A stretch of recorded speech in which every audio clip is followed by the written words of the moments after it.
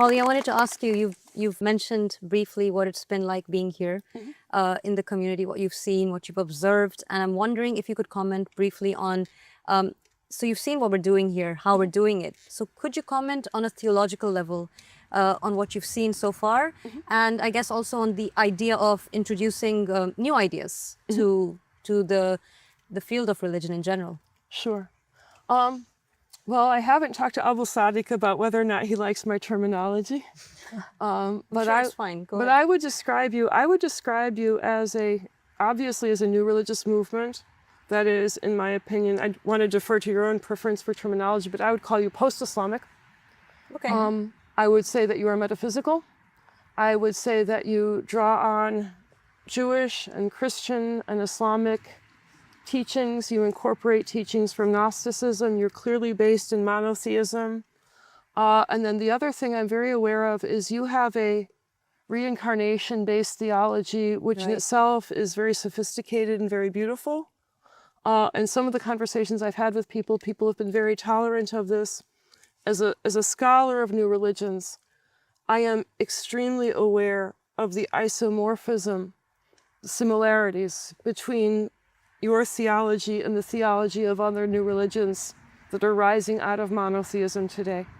And so to say that there is a chain of succession with people who harbor a spirit that is endowed by God, that there is a transmigration of leadership and of soul from one important figure to another. People don't know this, but this is something that we find in certain Christian traditions. It's something we find in certain Jewish traditions. We find here.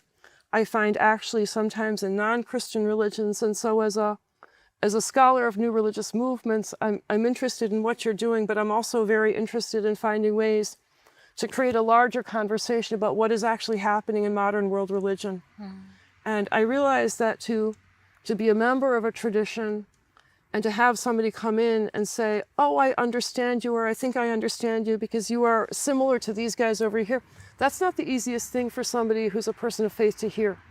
It requires a generosity of spirit. It requires a certain type of emotional strength to say, I'm going to hear countervailing information. And so the other night I was talking with some friends and I said, I hope you're okay with the fact that I have this pluralist understanding. I hope we can still be friends. And he said, we may not let you out of the house. We like you.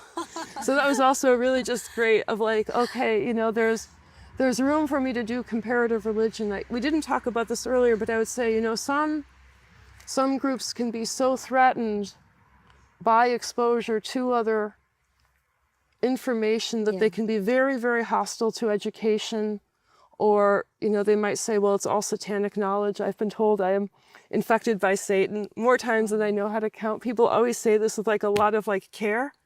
Like the reason why you believe this, Holly, is because you've been corrupted.